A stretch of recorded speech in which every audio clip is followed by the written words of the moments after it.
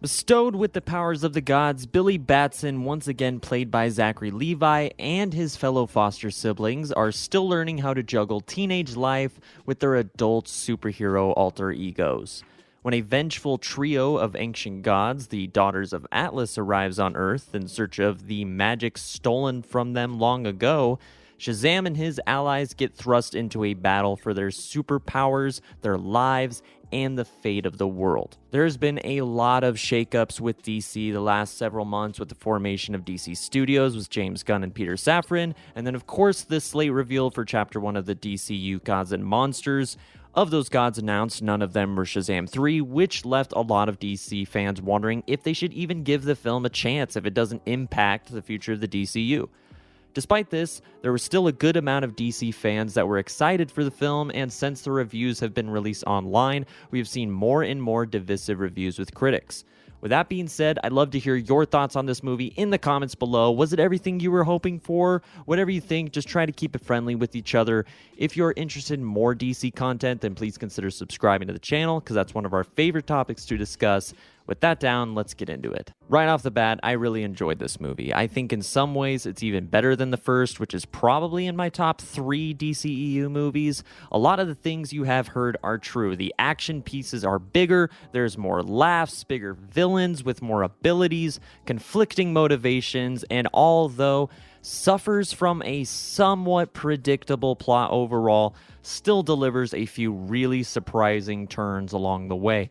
My biggest concern going into the movie was that it was like Thor Love and Thunder or Ant-Man and the Wasp Quantumania, which all film is subjective, but in one way or another, were films that left me disappointed due to what I felt was an over-reliance on humor that often didn't land as much as it did, and thin plots with basic motivations and some questionable CGI. Although this film does have a noticeable increase in humor from its predecessor, which was strongly felt in the middle of the movie for me, it never crossed the line into being ridiculous or a chore to watch for me, because that's what this franchise is. It's always been about kids getting the powers of the gods and having to take on overly serious villains, also with the powers of the gods. That being said, with all these godlike beings on screen, I can confidently say they were all utilized well and were all important to have in the movie overall. Out of all the foster children, Freddie really steals the show. Adam Brody gets a few times to shine in the transformed adult version of Freddie and seems like he really is comfortable in this role. Also, I don't know if it was just me, but it seemed like he grew his hair out or styled it slightly different, but I've always thought that they did a great job with his casting and thought he and Jack Dylan Grazer actually share a good amount of likeness with one another. Jack Dylan Grazer, as the kid version of Freddie Freeman, really gets the spotlight in comparison to his counterpart. Oftentimes, he was more likable in the first movie than even Billy, and in this one, his lovability hasn't missed a beat. With great comedic timing and some strong emotional acting as well, it makes me really excited to see the future of this kid's career, even if we don't get to see him continue in this particular role. Freddie really represents what Billy hasn't had in his entire life, a stable, present, and consistent loved one. And as all the kids are getting older, they want their own identity and are finding their own individuality, and makes Billy feel uneasy about his own future and his future relationships with his foster siblings. That I thought was portrayed very well. The chemistry between all of these characters truly have not missed a beat, and all the characters get their own time to shine. Darla is as sweet, innocent, and as fast as she was in the first film, with a couple of different sequences where she gets to display these gifts. Eugene and Pedro have the least to do, I'd say, but still have a few different scenes to display their powers, comedic timing, as well as their overall charm. While they do have some small additions to flesh out their characters out of all the family, I'd say they ever so slightly have the less impactful moments. Mary, being the oldest and the most mature, also oftentimes is the wisest of the group, and sometimes can even act as a comfort figure for Billy. She's usually the most level-headed out of the bunch, who also really knows how to break down how the others are feeling. Again, the chemistry and the familial connection between Mary and Billy, especially, I thought was strong in this one. Both have gotten a little older, and although Billy hasn't done a whole lot of maturing, he knows he's going to have to pretty soon. And oftentimes, Mary is the one that nudges him in that right direction, serving as that older sister role. The movie does a great job of reminding you about all their different personality quirks and emotional ties without having to rely on the first movie or take any unnecessary departures from the main plot. There aren't any conflicting storylines or useless side quests. If anything, the movie breaks the team up naturally by showing how they've slightly grown apart since the first film as they are all coming of age. It was nice to have the wizard in there, and although at times felt slightly out of character, it was nice to see him get something to do and deliver some pretty good comedic chops as well. Zachary Levi kills it. Yes, at times he does seem a tad younger in maturity level than his Asher Angel counterpart, but one could easily sum it up to the fact that he probably feels just incredible to be in that form and have literally the powers of the gods running through your veins, while also turning the Rock of Eternity into kind of a video game common area for the siblings to hang out, having their super secret meetings, and overall having a ton of fun. Along the way, though, Billy struggles to hold the family together as everybody is wanting to go their separate paths and is growing up, and the way they play off that, and the way they play off Billy's desperation to keep his newfound family together, I thought was beautiful.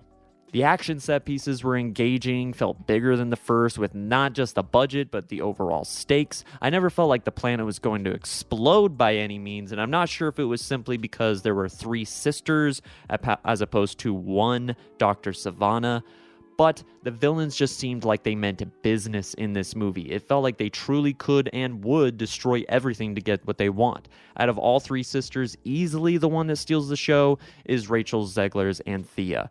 Her powers were super interesting in the way they kind of bent and shifted reality to her will. It looked like it was out of a Doctor Strange movie at times, and it made me really want to see her go up against Dr. Fate.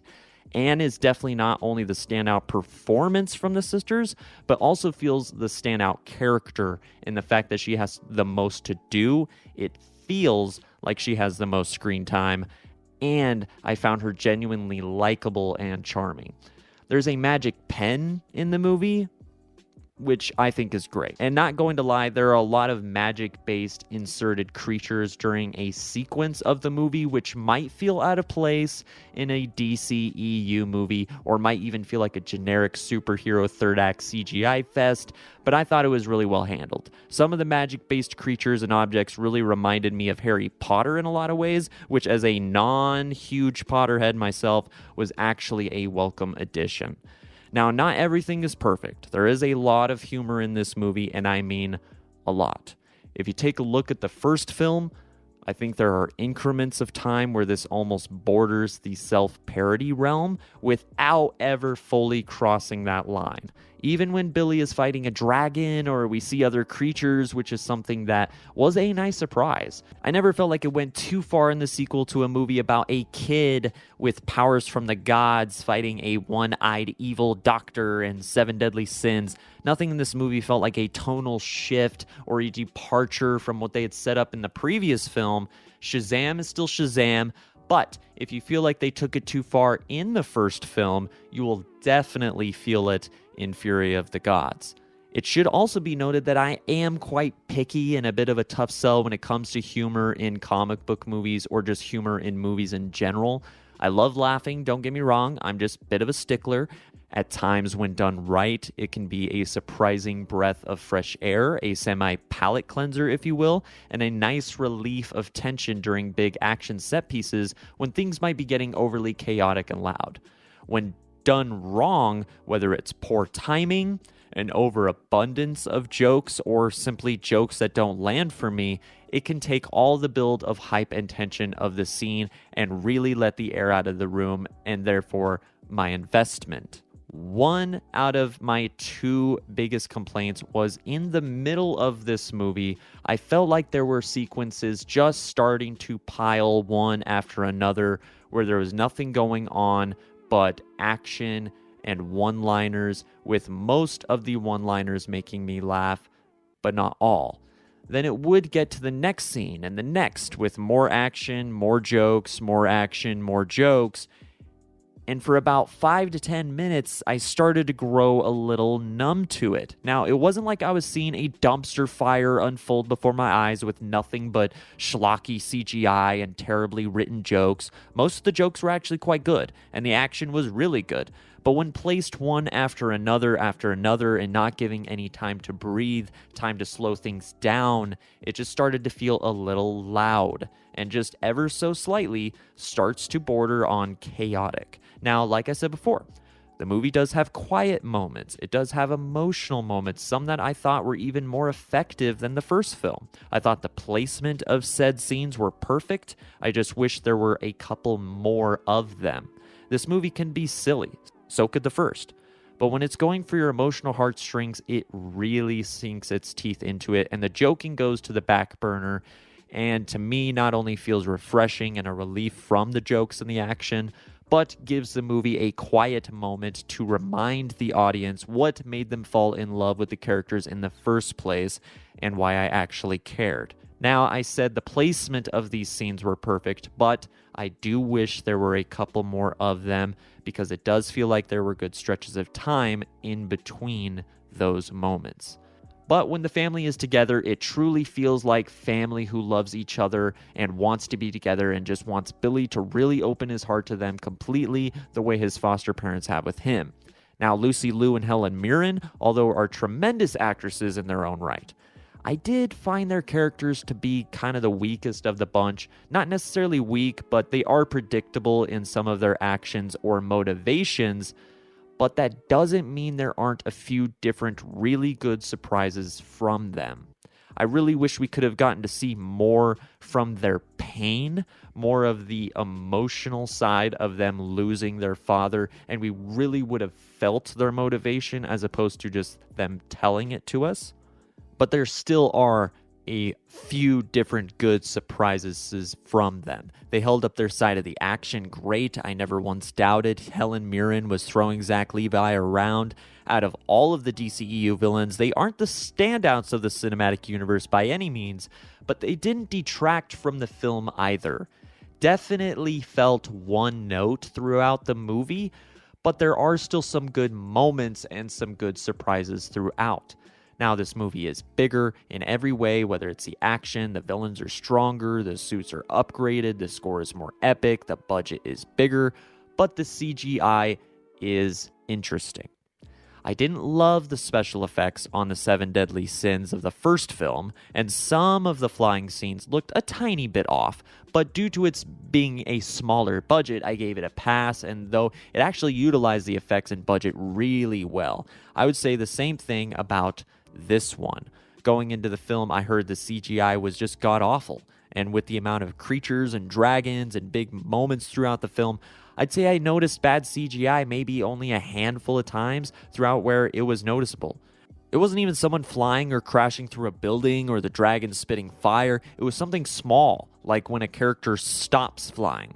Small transition scenes like that looked a little off a couple times here and there, and the creatures in this movie aren't revolutionary with their effects by any means, but it's still not a major complaint. Everyone and their dog has heard about it at this point. They put it in the marketing themselves, but yes, Wonder Woman is in the movie. If we find out shortly after this that Gal Gadot won't be returning in the DCU as Wonder Woman, I will be very disappointed, and more so after watching this film. This is the first time we get to really see Captain Marvel interact with another hero in the DCEU and not have their face hidden. She has lines, and hell, she actually has something quite significant to do in this movie. And yes, I would love to see more of Billy trying to flirt his way into a date with a god. Overall, I had a great time watching this movie, and if I had to give it a thumbs up or down, I'd give it a thumbs up. If you were a fan of the first Shazam movie and you liked Zachary Levi in the role as well as the rest of the supporting cast, then I don't think you'll be too disappointed either. With a fast pace, some solid action, some upgraded suits, CGI and score, overall a bigger threat, Shazam Fury of the Gods delivers the laughs, charm, heart, and action, and although at times is a little loud with the action and the humor, the quiet, heartfelt scenes really help pull the film together, and without those, would have suffered. When it's trying to be funny, it mostly delivers. When it's in your face, it's really in your face. When it's quiet and beautiful, the couple times it happens, it soars high, and Billy in the third act really gets to show when things get serious. He's able to carry his family on his shoulders and be the hero.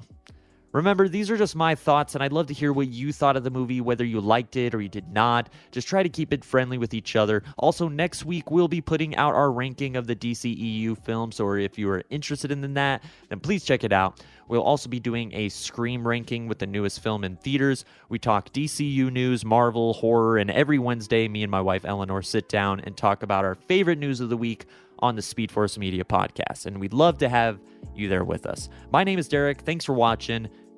Peace.